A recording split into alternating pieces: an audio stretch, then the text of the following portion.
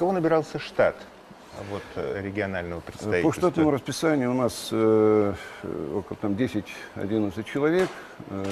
Директор коренная крымчанка Наталья Лисова. Редактора он до этого работал в Челябинске, потом был редактором нашего филиала в Пермском крае. Мы его перевели с Перми. Он продал квартиру, уже купил квартиру в Крыму, перевез туда жену и обустраивается.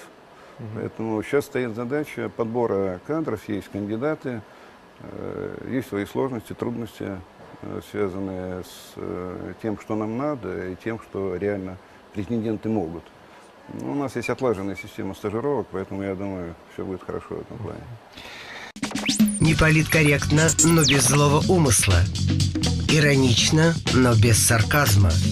Пристрастно, но по-честному. «Правда-24» и Евгений Додолев. С понедельника по четверг в 19:30 на телеканале «Москва-24».